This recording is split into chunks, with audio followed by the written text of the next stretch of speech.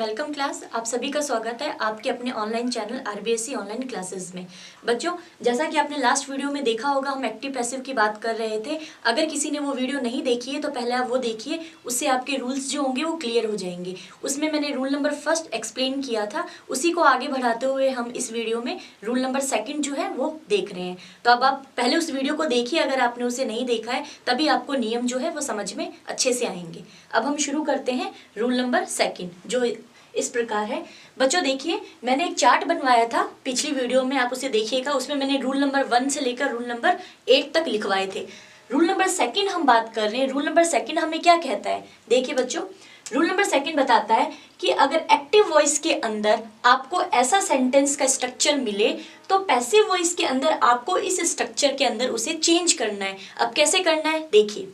Second rule number कहता है, अगर क्वेश्चन में इज, एम, आर तीनों में से कोई एक मिले और वर्ब की फर्स्ट फॉर्म के साथ आपको आईएनजी लगा हुआ दिखे तो आपको इसको रिप्लेस करना है पैसिव वॉइस में। इज, एम, आर तीनों में से एक सब्जेक्ट के अकॉर्डिंग लगेगा, प्लस वर्ब की फर्स्ट फॉर्म के साथ आईएनजी जो होगी वो बीइंग के अंदर क्या होगी, बदल जाएगी। बस आपको यही चीज ध्यान रखना है, क्योंकि ये कंटिन्यूस टेंस होता है। कंटिन्यूस टेंस के अंदर वर्ब की फर्स्ट फॉर्म के साथ जो आईएनजी लगा होता है उसको रिप्लेस कर दिया जाता है बीइंग में, और वर्ब की थर्ड फॉर्म तो पैसिव वॉइस में हम लगाते ही आ रहे हैं। वर्ब की थर्ड फॉर्म तो सब सेंटेंस में लगती ही है, आपने देखा भी था पिछले एग्जाम्पल में।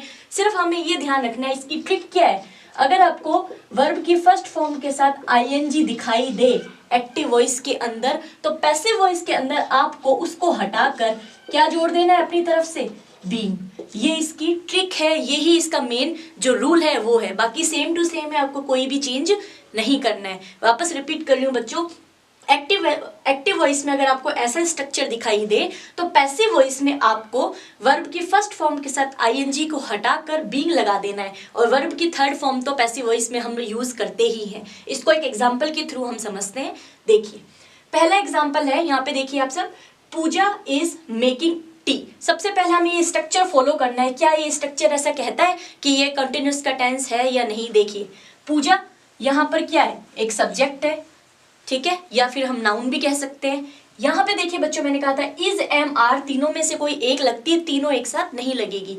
पूजा एक जना है, एक व्यक्ति की बात हो रही है, इसलिए यहाँ पर हमने वर्ब, हेल्पिंग वर्ब जो है वो क्या लगा दी, इज लगा दी। अब थर्ड देखिए, वर्ब के फर्स्ट फॉर्म के साथ आईएनजी होना चाहिए, तो देखिए यहाँ पर मेकिंग है, तो मेकिंग किससे मिलके बना है, मेक प्लस आईएनजी। जब इनको दोनों को मिक्स करके लिखते हैं ई हट जाता है, तो मेकिंग जो है वो यहाँ पर वर्ब की फर्स्ट फॉर्म के साथ आईएनजी का स्ट्रक्चर शो करता है, और टी जो है वो हमारा ऑब्जेक्ट कहलाता है। तो इस स्ट्रक्चर के अकॉर्डिंग हमें ये सेंटेंस मिल गया। अब हमें इसको पैसिव वॉइस के अंदर बदलना है। तो यहाँ पर देखिए, सबसे पहला रूल मैंने आपको बताया था, ये जो बच्चों बीइंग है ये मैं यहाँ लिख देती हूँ ताकि आपको डिस्टर्ब ना हो बीच में। अब मैं इसका आंसर लिख रही हूँ, यहाँ पे देखिए। सबसे पहले मैंने बताया था ऑब्जेक्ट को हम क्या बनाते हैं, सब्जेक्ट बनाते हैं। ऑब्जेक्ट हमारा यहाँ पे कौन है, टी है, तो टी को सब्जेक्ट की जगह रखेंगे, मतलब टी पहले आ जाएगा।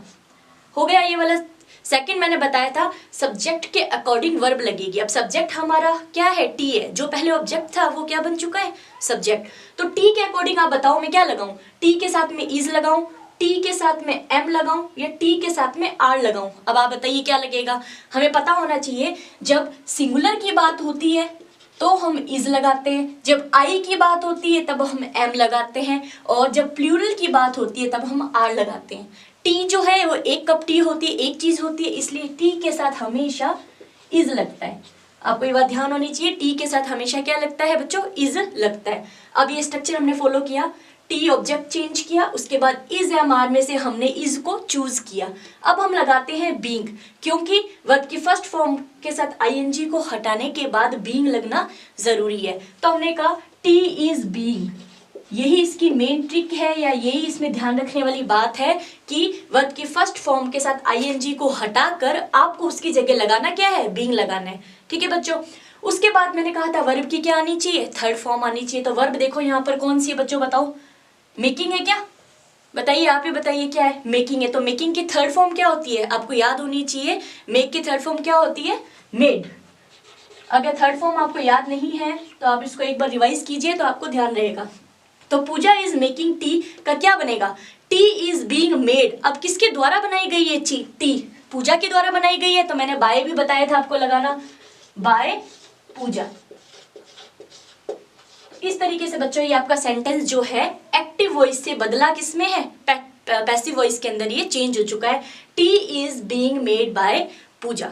ऐसे ही एक एग्जाम्पल के थ्रू वापस हम समझते हैं, रूल नंबर जो सेकंड है उसको एग्जाम्पल सेकंड से समझते हैं। देखो बच्चों, your mother is writing letters, आपकी माता जी है जो क्या कर रही है, पत्रों को लिख रही है। लेटर्स है बच्चों, ध्यान रखना एक लेटर नहीं है, एक से ज्यादा लेटर की बात हो रही है, इसलिए यहाँ पर ए भी नहीं आया है और एस आया है क्योंकि एक से ज्यादा लेटर्स की बात है। ठीक है, अब हमने यही स्ट्रक्चर को फॉलो करना है। सबसे पहले देखो योर मदर क्या है, यहाँ पर योर मदर एक क्या है, सब्जेक्ट है। चलो हमें सब्जेक्ट मिल गया। अब मदर तो एक ही है ना, सिंगुलर के साथ क्या लगता है, मैंने अभी बताया था इज, तो इज भी यहाँ पे मिल गया। वर्ब की फर्स्ट फॉर्म के साथ आईएनजी होना चाहिए, तो ये रहा राइट प्लस आईएनजी, तो क्या बन गया, राइटिंग। और ये हमारा क्या है, ऑब्जेक्ट है जो हमें मिल गया। अब इसको हमें वापस चेंज करना है उसी रूल के अकॉर्डिंग। हमने कहा ऑब्जेक्ट को क्या बनाओ आप, सब्जेक्ट बनाओ, तो ऑब्जेक्ट को हमने सब्जेक्ट बनाया, तो लेटर्स जो है वो क्या आ जाएगा, पहले आ जाएगा लेटर्स। अब बच्चों यहाँ पे एक चीज ध्यान देना, लेटर्स है, लेटर नहीं है, तो लेटर एक से ज्यादा होते हैं, मतलब बहुवचन होते हैं।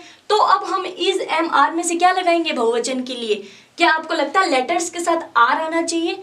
क्योंकि जब एक से ज्यादा की बात की जाती है तो सिंगुलर से वो प्लूरल में बदल जाता है और प्लूरल के साथ हमेशा आर आता है कंटिन्यूअस के अंदर। ठीक है बच्चों, तो अब ध्यान रखना लेटर्स आर, इन तीनों में से मैंने कहा था एक को ही चूज करना है। पहले टी था इसलिए हमने इज लगाया, लेकिन सेकंड वाले में लेटर्स है इसलिए हम तीनों में से आर को चूज करते हैं। ये चीज यहाँ पर खत्म। उसके बाद मैंने कहा था वर्ब की फर्स्ट फॉर्म के साथ आईएनजी को हटाकर आपको बीइंग लगाना है, तो वही यहाँ पे लगा दीजिए, लेटर्स आर बीइंग। यहाँ तक हमारा सब सेम चल रहा है। उसके बाद मैंने कहा था वर्ब की थर्ड फॉर्म तो सब में लगानी ही है। तो आप बताओ बच्चों, राइटिंग जो होती है, राइट जो होती है उसकी थर्ड फॉर्म क्या होती है, राइट की थर्ड फॉर्म रिटन होती है। तो आप लिखेंगे letters are being written by, अब किसके द्वारा लिखा जा रहा है लेटर्स, मम्मी के द्वारा लिखे जा रहे हैं, माता जी के द्वारा लिखे जा रहे हैं, तो यहाँ पे क्या आ जाएगा, योर मदर। तो letters are being written by your, मैं यहाँ लिख देती हूँ मदर। ठीक है बच्चों, तो इस तरीके से ये सेंटेंस जो है हमने इसको क्या किया है, चेंज किया है। ये एक्टिव वॉइस के सेंटेंस है जिसको हमने पैसिव वॉइस में कुछ नियमों के आधार पर चेंज किया है। एक और एग्जांपल देखते हैं, अगर आपको अभी भी नहीं समझ में आया है तो। ये दो हमने पॉजिटिव सेंटेंस देखे थे, अब हम थोड़ा सा नेगेटिव देखते हैं क्योंकि इसमें नॉट आ गया है। जैसे ही सेंटेंस के अंदर आपको नॉट दिखाई दे तो आप समझ जाइए कि वो नेगेटिव सेंटेंस के अंदर आने लगा है। वापस देखिए बच्चों, the teacher is not teaching her. अब इसको हमें पैसिव वॉइस में बदलना है, तो कैसे बदलेंगे, वही स्ट्रक्चर फॉलो कीजिए। द टीचर यहाँ पर कौन है, सब्जेक्ट है। द टीचर, एक टीचर की बात हो रही है इसलिए टीचर के साथ क्या आई है, हेल्पिंग वर्ब इज आई है। नॉट मतलब कि नहीं, वो टीचर जो है वो नहीं पढ़ा रही, वो ऐसा कहना चाह रहे हैं। ठीक है, नॉट रख दीजिए। टीचिंग वर्ब के फर्स्ट फॉर्म के साथ वापस हमने आईएनजी लिखा है, और हर इसको हमने चेंज किया है। जो ये क्या होते हैं, प्रोनाउन भी होते हैं। जैसे मैंने एक चार्ट बनाया था पिछली वीडियो में, आप उसे देखेंगे तो आपको समझ में आएगा कि शी को जो है वो हर में चेंज किया जाता है। अब हमें इस रूल के अकॉर्डिंग इसको चेंज करना है, लेकिन नेगेटिव में चेंज करना है। बस इतना ही फर्क है कि नेगेटिव में नॉट जो है नॉट की जगह पे ही रहता है और कुछ भी चेंज नहीं है, सेम वही है। वापस देखिए आप, तो इसका जो अपन चेंज करेंगे तो कैसे होगा, शी को, हर को हमें रिप्लेस करना है शी से। तो अब यहाँ पर क्या आएगा, प्रोनाउन शी आएगा। ध्यान रखना बच्चों, यहाँ पर अब क्या आएगा, शी आएगा। शी आ गया, शी के साथ हम इज एम आर में से क्या लगाएंगे, शी तो एक ही जने को कहा जाता है इसलिए हमने शी के साथ क्या लगा दिया यहाँ पर, इज। ठीक है बच्चों, ध्यान रखना, शी के साथ इज आया है। अब यहाँ पर टीचर के साथ भी इज आया था, लेकिन शी के साथ भी क्या आएगा, यहाँ पे इज आएगा। अब ये सेंटेंस क्योंकि नेगेटिव है तो क्या आना चाहिए, नॉट आना चाहिए या नहीं आना चाहिए। अगर क्वेश्चन में नोट दिया हुआ है तो आंसर में भी क्या आएगा, नोट आता ही है। ठीक है, तो नोट जो है अपनी जगह पर रहता है, इसको अपनी जगह पे ही लिख दो, शी इज नॉट। अब आप बताइए बच्चों, और क्या आना चाहिए आपके हिसाब से। मैंने कहा था वर्ब की फर्स्ट फॉर्म के साथ आईएनजी हो तो उसको हटाकर बीइंग तो आएगा ही आएगा, चाहे पॉजिटिव हो चाहे नेगेटिव हो, बीइंग तो आएगा ही। तो क्या आएगा, शी इज नॉट बीइंग आएगा या शी इज बीइंग नॉट आएगा। नहीं बच्चों, नॉट जो होता है वो अपने स्थान पे ही रहता है। इसके पोजीशन 1 2 3 पर है, तो आंसर में भी इसकी पोजीशन 3 पर ही रहेगी। तो शी इज नॉट, वर्ब के फर्स्ट फॉर्म के साथ आईएनजी को हटाकर हमने लिख दिया being, she is not being. Teach की थर्ड फॉर्म जो है वो हमें लगानी है, जैसे हम पहले भी लगा रहे थे। तो she is not being TAUGHT taught, ये किसकी थर्ड फॉर्म होती है बच्चों? टीच की। टीच की जो थर्ड फॉर्म होती है वो टॉट होती है। She is not being taught. अब मैंने कहा था किसके द्वारा वो पढ़ाई जा रही है? बाय, सब्जेक्ट कौन था हमारा जिसको ऑब्जेक्ट बनाया है? The teacher. इस तरीके से बच्चों ये जो एक्टिव है इसको हमने पैसिव में चेंज किया, लेकिन ये नेगेटिव सेंटेंस है क्योंकि क्वेश्चन में भी नोट दिया गया था और आंसर में भी हमने नोट को रिप्लेस किया है, सिर्फ उसी जगह पे रखा है, उसको चेंज नहीं किया। तो she is not being taught by the teacher. आपको अभी भी नहीं समझ आया तो एक एग्जाम्पल हमारे पास और है नेगेटिव का, देखिए इसमें भी नोट दिया हुआ है, फिर इसको देखते हैं। Example number 4। स्टूडेंट्स, अब देखना बच्चों स्टूडेंट नहीं है, स्टूडेंट्स है, एक से ज्यादा की बात हो रही है, प्लूरल है, इसलिए ये हमारा क्या है? सब्जेक्ट है। स्टूडेंट्स के साथ आर लग रहा है क्योंकि एक से ज्यादा की बात हो रही है, प्लूरल है। नॉट, प्लेइंग क्या आ गया? प्ले के साथ आईएनजी लग गया, इसलिए वर्ब की फर्स्ट फॉर्म के साथ आईएनजी है। द फुटबॉल जो है वो हमारा ऑब्जेक्ट है। सेम वही स्ट्रक्चर फॉलो करना है, सेम वैसा का वैसा लिखना है, इसको चेंज कीजिए, सब्जेक्ट को ऑब्जेक्ट को सब्जेक्ट की जगह पे रखिए, तो क्या आएगा यहाँ पे? The football. ध्यान से देखिएगा, एकदम आपको समझ में आएगा। हमने ऑब्जेक्ट को सब्जेक्ट की जगह रखा है जैसे हम अभी तक रखते आए हैं, द फुटबॉल। अब बच्चों एक बात बताइए, जो फुटबॉल है वो एक होता है या एक से ज्यादा होती है? फुटबॉल तो एक ही होती है ना गेम के अंदर, फुटबॉल को सिंगुलर कंसीडर किया जाता है, इसलिए क्या आएगा? इज आएगा, द फुटबॉल इज। पर ध्यान देना बच्चों यहाँ पे नॉट आया है, जो स्टूडेंट्स हैं वो फुटबॉल नहीं खेल रहे थे, नहीं खेल रहे ऐसा कहना चाह रहा है, तो नॉट आया है, तो नॉट तो आंसर में भी लगेगा ना, जैसे हमने लास्ट वाले क्वेश्चन में लगाया था। तो क्या आएगा? The football is not. ठीक है, अब वही वर्ब की फर्स्ट फॉर्म के साथ आईएनजी, वर्ब की फर्स्ट फॉर्म के साथ आईएनजी हो उसको हटाकर बीइंग तो लगाना ही है, तो बीइंग वापस लगा दीजिए। The football is not being. यहां तक आ गया बच्चों आपको समझ में? क्योंकि अभी तक हमने सब में ऐसे ही किया है। अब उसके बाद प्ले की थर्ड फॉर्म लगानी है। प्ले की थर्ड फॉर्म आपको लर्न होनी चाहिए। प्ले की थर्ड फॉर्म प्लेड होती है, ये आपको पता होना चाहिए, वरना आप इसको गलत कर देंगे। थर्ड फॉर्म सभी की लर्न होनी चाहिए, आपको सभी फॉर्म लर्न होनी चाहिए। The football is not being played. अब किसके द्वारा नहीं खेला जा रहा है? स्टूडेंट्स के द्वारा नहीं खेला जा रहा, तो बाय क्या आ जाएगा? स्टूडेंट्स आ जाएगा। बाय क्या आ जाएगा बच्चों? यहाँ पर स्टूडेंट्स आ जाएगा। तो इस तरीके से इसका आंसर होगा the football is not being played by students. ठीक है बच्चों, एक क्वेश्चन हम लास्ट इसका एग्जांपल देखते हैं जो इंटेरोगेटिव का है। इसकी क्या पहचान होती है इंटेरोगेटिव की? इंटेरोगेटिव की पहचान करने के दो तरीके हैं, क्योंकि जो हेल्पिंग वर्ब होगी वो स्टार्टिंग में आती है। सबसे पहली पहचान तो इसकी ये है कि हेल्पिंग वर्ब शुरू में आपको दी जाएगी और पीछे क्वेश्चन मार्क भी लगा हुआ होगा। अगर ऐसा कोई सेंटेंस आपके सामने आता है तो आप उसको पहचान सकते हैं कि वो इंटेरोगेटिव सेंटेंस है। नेगेटिव सेंटेंस में नॉट लगा हुआ होगा, पॉजिटिव सेंटेंस सिंपल सेंटेंस होगा जिसमें नॉट और क्वेश्चन मार्क नहीं लगा होगा। ये तीनों ही स्ट्रक्चर होते हैं किसी भी रूल के जिसमें पॉजिटिव, नेगेटिव और इंटेरोगेटिव स्ट्रक्चर जो है वो बनाए जाते हैं। तो 4 एग्जाम्पल हमने, 2 पॉजिटिव के देखे, 2 नेगेटिव के देखे, एक एग्जाम्पल हम इंटेरोगेटिव का देखते हैं। 5 नंबर एग्जाम्पल में हमने देखा है is Pooja writing a letter. सबसे पहले हमने पहचान बताई थी इसकी कि हेल्पिंग वर्ब जो होती है वो शुरू में आएगी और पीछे क्वेश्चन मार्क लगा होगा, ये इंटेरोगेटिव सेंटेंस की पहचान होती है। अब हम इसका पैसिव वॉइस बनाते हैं तो देखते हैं बच्चों, एक्टिव वॉइस के अंदर तो इज पूजा के लिए आया है, लेकिन पैसिव वॉइस में ऑब्जेक्ट के अकॉर्डिंग क्या होता है, अपनी हेल्पिंग वर्ब लगाई जाती है। तो यहाँ पर ए लेटर है, ए लगा हुआ है, इसका मतलब हमें खुद को ही पता है कि एक ही लेटर की बात हो रही है। ठीक है, तो ए लेटर के लिए यहाँ पर क्या आएगा, इज आएगा। क्यों इज पहले क्यों लगाते हैं, क्योंकि इसका यही स्ट्रक्चर होता है कि जो हेल्पिंग वर्ब है वो पहले की रहती है।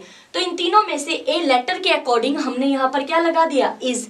अब वही है जो हमारा ऑब्जेक्ट होता है उसे हमें सब्जेक्ट बनाना होता है, जैसे हम सब में बनाते हैं। तो क्या आएगा, is a letter, same to same जैसे हमने अभी तक लिखा है। ठीक है, हेल्पिंग वर्ब आ गई, ए लेटर हमारा जो ऑब्जेक्ट था उसको हमने क्या बना दिया, सब्जेक्ट। अब आप बताइए कि यहाँ पर वर्ब की फर्स्ट फॉर्म के साथ आईएनजी लगा हुआ है तो बीइंग आएगा या नहीं आएगा यहाँ पर, क्योंकि बीइंग तो सब में आता ही है। तो यहाँ पे क्या आएगा, is a letter being verb की थर्ड फॉर्म रिटन, राइट की थर्ड फॉर्म क्या होती है? रिटन। बाय, यहाँ पे सब्जेक्ट कौन था? पूजा था, तो पूजा का पूजा आ जाएगा। अगर शी होता तो शी चेंज हो जाता उसके हर में, वो चार्ट में मैंने बताया था, आप वहां देख सकते हैं। तो ये नेगेटिव, जो नेगेटिव सेंटेंस ये था, इंटेरोगेटिव सेंटेंस जो है वो चेंज हो गया। अब एक गलती है यहाँ पर, अगर आपने पीछे क्वेश्चन मार्क नहीं लगाया तो ये आपका रॉन्ग माना जाएगा, ठीक है। क्वेश्चन मार्क ही पहचान होती है कि ये जो सेंटेंस है वो क्या है? इंटेरोगेटिव है। कई बच्चे क्या करते हैं, सिर्फ यहाँ तक लिखकर उसको फुल स्टॉप लगाकर क्या कर देते हैं? खत्म कर देते हैं, और यही उनकी सबसे बड़ी गलती होती है। नहीं, इंटेरोगेटिव में अगर क्वेश्चन मार्क क्वेश्चन में लगा हुआ है तो आपको आंसर में भी उसको क्या करना है? रिप्लेस करके लगाना है। तो ये बच्चों ध्यान रखना है आपको कि आंसर में भी आपको क्वेश्चन मार्क का यूज अच्छे से करना है, ताकि आपको पता चले कि ये क्या है? इंटेरोगेटिव सेंटेंस है। तो बच्चों एक बार छोटा सा रिव्यू लेते हैं अपन रूल नंबर सेकंड का। रूल नंबर सेकंड हमें क्या बताता है कि एक्टिव वॉइस में अगर ये स्ट्रक्चर हो, एक्टिव वॉइस में अगर ये स्ट्रक्चर हो तो पैसिव वॉइस में हमें इसको बदलना होता है। सबसे पहली ट्रिक याद रखने की कि वर्ब की फर्स्ट फॉर्म के साथ आईएनजी कहीं पे भी आपको दिखाई दे, उसको हटाकर उसकी जगह बीइंग लगाना है। ये आपको इसमें ध्यान रखने वाली बात है। उसके बाद पॉजिटिव सेंटेंस में सेंटेंस बिल्कुल पॉजिटिव रहेगा, नॉट आने पे सेंटेंस नेगेटिव हो जाता है, और हेल्पिंग वर्ब पहले आने पे और क्वेश्चन मार्क आने पे वो इंटेरोगेटिव हो जाता है। ये तीनों ही नियम जो है, तीनों ही स्ट्रक्चर जो है रूल नंबर सेकंड के मैंने आपको एक्सप्लेन किए हैं। बच्चों अभी हमने रूल नंबर सेकंड को देखा है, अब हम बढ़ते हैं रूल नंबर थर्ड की तरफ। ये रूल्स आपको तभी ध्यान में होंगे जब आप मेरी फर्स्ट वीडियो देखेंगे, जिसके अंदर मैंने 1 to 8 रूल का एक चार्ट बनाया हुआ है। आप उसके अकॉर्डिंग देखिए तो आपको ये चीजें जल्दी समझ में आएंगी। तो हम देखते हैं रूल नंबर थर्ड हमें क्या बताता है। देखो बच्चों, अगर एक्टिव वॉइस के अंदर आपको एक ऐसा स्ट्रक्चर दिखाई दे तो आपको पैसिव वॉइस के अंदर इसे क्या करना है? इस तरीके से कन्वर्ट करना है। कैसे करना है? अगर आपको सब्जेक्ट के साथ हैज या हैव दोनों में से कोई एक दिखाई दे, प्लस वर्ब की थर्ड फॉर्म दिखाई दे, तो अब आपको क्या करना है? हैज और हैव दोनों में से कोई एक लगाना है सब्जेक्ट के अकॉर्डिंग, और बीन लगाना है। बस यहाँ पर आपको ट्रिक क्या ध्यान रखनी है? यहाँ पर क्या ट्रिक ध्यान रखनी है आपको कि हैज हैव के साथ हमें क्या जोड़ना है? बीन जोड़ना है। बाकी सारा का सारा सेम ही रहता है। और ध्यान रखना बच्चों, अब यहाँ पर वर्ब की थर्ड फॉर्म आपको पहले से ही लगी हुई मिलेगी। हम जैसे लगाते आए हैं ना अभी तक सेंटेंस में, आप या अपनी तरफ से लगाएं या सेंटेंस की देख कर लिखे, एक ही बात है। क्योंकि आपको ध्यान रखना है एक चीज कि हैज, हैव और हैड ये तीन ऐसे वर्ड हैं जिनके साथ हमेशा वर्ब की क्या लगी हुई होती है? थर्ड फॉर्म पहले से ही लगी हुई होती है। ये चीज आपको बच्चों ध्यान रखना है। हैज, हैव, हैड के साथ हमेशा पहले से ही वर्ब की थर्ड फॉर्म लगी हुई होती है। अगर आपको कोई वर्ब की थर्ड फॉर्म लर्न ना हो पाई और आप हैज, हैव के साथ देखेंगे तो वही लगा देनी है जो आपको क्वेश्चन के अंदर दी गई है। ये बात आपको ध्यान रखना है। और अपनी तरफ से हमें क्या लगाना है? बीन लगाना है, क्योंकि हैज, हैव के साथ पैसिव वॉइस में बीन का क्या किया जाता है? उपयोग किया जाता है। बस आपको इस चीज का ध्यान रखना है। यही हमारी इस रूल की ट्रिक है। इसको हम एक एग्जाम्पल की मदद लेते हुए समझते हैं। देखिए बच्चों, she has cooked food for the guest, ये हमारा एक्टिव वॉइस का सेंटेंस है जिसको हमें पैसिव वॉइस में बदलना है। अब ध्यान दीजिए, शी यहाँ पर एक क्या है? सब्जेक्ट है, वैसे ही प्रोनाउन भी है, और हैज। अब देखो बच्चों, एक जने की बात होती है या सिंगुलर की बात होती है तो हम हैज का यूज करते हैं। प्लूरल या एक से ज्यादा की बात होती है तो हम किसका यूज करते हैं बच्चों? हैव का यूज करते हैं। तो आप खुद बताइए, यहाँ पर शी एक है, एक लड़की को कहा गया है या बहुत सारी लड़कियों को कहा गया है? एक लड़की को शी कहते हैं, इसलिए शी के साथ हमने किस हेल्पिंग वर्ब का यूज किया है? हैज का यूज किया है। दोनों में से हमने शी के साथ हैज लगा लिया, और वर्ब की थर्ड फॉर्म तो हैज, हैव, हैड के साथ लगी हुई होती है। तो ये वर्ब की थर्ड फॉर्म देखो हमें लगी हुई ऑलरेडी मिली है, और यही हमें आंसर में लिखनी है। ठीक है बच्चों। और फूड यहाँ पर हमारा क्या है? ऑब्जेक्ट है। और ये जो द गेस्ट है ये भी हमारा एक तरीके से होता ऑब्जेक्ट ही है, लेकिन ये इनडायरेक्ट ऑब्जेक्ट में आता है। अब आप यहाँ पे गलती क्या करेंगे? अभी तक हमने क्या किया है कि पीछे वाले को उठा के आगे रखा है। अब आप यहाँ पे क्या करोगे? द गेस्ट को ऑब्जेक्ट को लेकर आगे रखोगे ना, यही आपकी यहाँ पर गलती होगी, क्योंकि द गेस्ट यहाँ पर ऑब्जेक्ट नहीं है। द गेस्ट की जगह यहाँ पर फूड जो है ना बच्चों, वो क्या है? ऑब्जेक्ट है। क्योंकि खाने को बनाया गया है, गेस्ट को नहीं बनाया गया खाने के लिए, खाने को गेस्ट के लिए प्रिपेयर किया जा रहा है। ठीक है बच्चों, ये बात ध्यान रखना, यही गलती होती है। द गेस्ट को आप आगे रखेंगे तो गलत हो जाएगा। अब ये बनेगा कैसे, वहां पे आप देखिए, मैं बना के बताती हूँ। She has cooked food for the guest. अब इसको हमें इस स्ट्रक्चर के अकॉर्डिंग फॉलो करना है। तो बच्चों यहाँ पर हमने क्या लिया, फूड, क्योंकि रूल नंबर फर्स्ट हमें क्या बताता है कि ऑब्जेक्ट को किसमें बदलना होता है, सब्जेक्ट में। तो ऑब्जेक्ट यहाँ पर फूड है, फॉर द गेस्ट नहीं है, पहली बात तो ये। अब फूड के साथ में क्या लगाऊं, फूड के साथ में हैज लगाऊं या हैव लगाऊं, फूड एक है या बहुत सारा है, फूड को सिंगुलर काउंट किया जाता है। तो फूड के साथ यहाँ पर क्या आ जाएगा बच्चों, हैज। ठीक है, फूड के साथ हैज का यूज कर लिया। अब इन दोनों में से एक गया।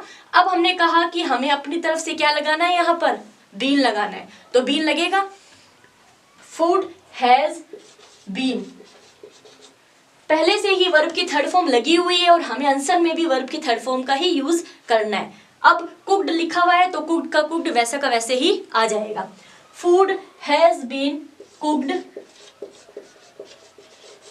ठीक है, अब क्या करना है, अब फॉर द गेस्ट लगाए या बाय लगाए या शी लगाए, यहाँ हम कंफ्यूज होंगे। तो बच्चों एक बात बताओ कि जो खाना है वो किसके लिए बनाया जा रहा है, गेस्ट के लिए बनाया जा रहा है ना, उनको सर्व करने के लिए बनाया जा रहा है।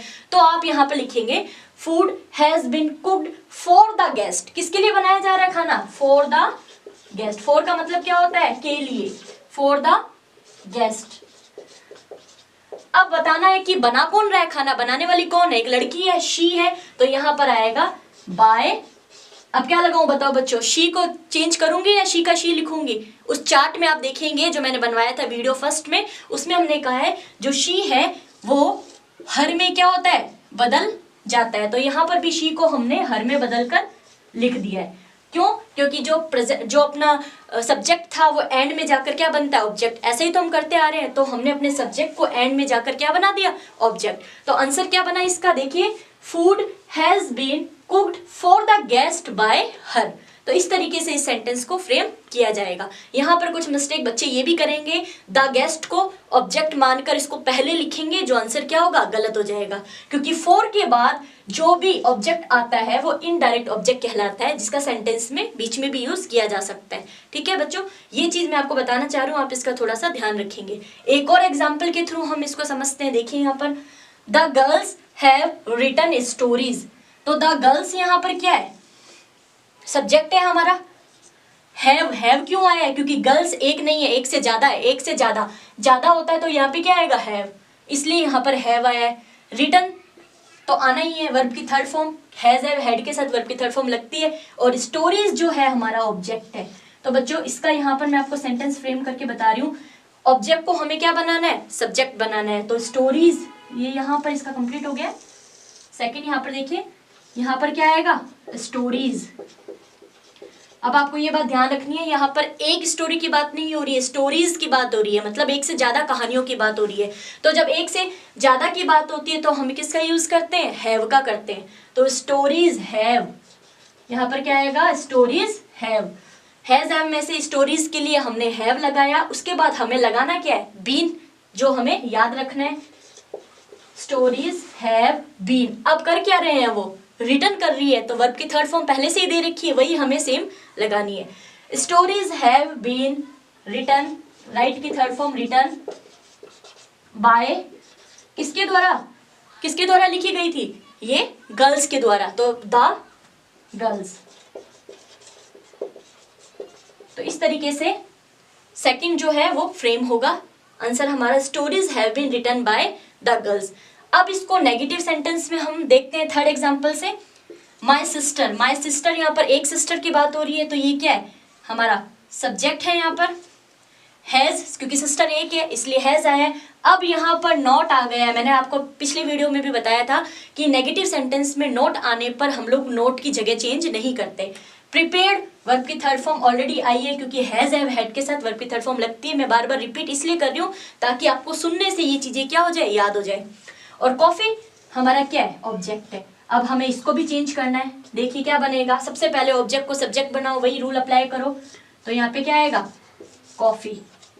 अब बच्चों एक बात बताओ, कॉफी के साथ में क्या लगाऊं, कॉफी एक है या एक से ज्यादा है, हैज लगाऊं या हैव लगाऊं, ये वही है जैसे हमने टी में लगाया था। टी और कॉफी दोनों को कप के अंदर सर्व किया जाता है, इसलिए उसे सिंगुलर माना जाता है। तो कॉफी के लिए मैं सिंगुलर यहाँ पर हैज लगाऊं या हैव लगाऊं। मैंने बताया था एक चीज होती है, एक चीज के लिए हम हैज का यूज करते हैं, तो कॉफी भी एक कप के अंदर एक ही मानी जाती है ना। तो कॉफी के लिए मैंने यहाँ पे क्या लगा दिया, हैज। अब ध्यान रखना बच्चों, कॉफी के लिए मैंने क्या लगा दिया, हैज। यहां तक हमने देखा, ऑब्जेक्ट को चेंज किया, हमने सब्जेक्ट बनाया, वर्ब हमने हैज लगा दी। अब बताइए कि नॉट लगाऊं या बीन लगाऊं।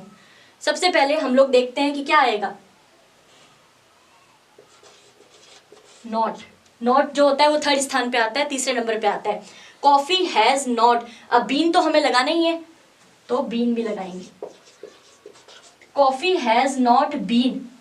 प्रिपेयर्ड की थर्ड फॉर्म भी प्रिपेयर्ड ही होती है, हैज एंड हैड के साथ थर्ड फॉर्म ही होती है, इसको चेंज नहीं किया जाता। तो प्रिपेयर्ड की थर्ड फॉर्म भी यहाँ पर प्रिपेयर्ड ही होगी।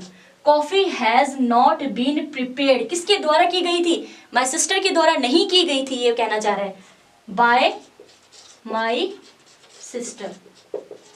इस तरीके से बच्चों ये वाला थर्ड एग्जाम्पल नेगेटिव है, क्योंकि यहाँ पर भी नॉट का उपयोग किया है और हमने भी आंसर में नॉट को नॉट की जगह पे ही रखा है। इस तरीके से ये सेंटेंस इस रूल का नेगेटिव सेंटेंस है। अगर अभी भी नहीं समझ आया तो एक एग्जाम्पल और है हमारे पास, देखिए, Ram has not played hockey. तो राम एक जना है इसलिए यहाँ पर हैज आया है, नॉट क्योंकि वो नहीं खेल रहा इसलिए आया है, प्लेड वर्ब की थर्ड फॉर्म है, और हॉकी इसका एग्जाम्पल यहाँ पे देखिएगा, आप बनाती हूं मैं।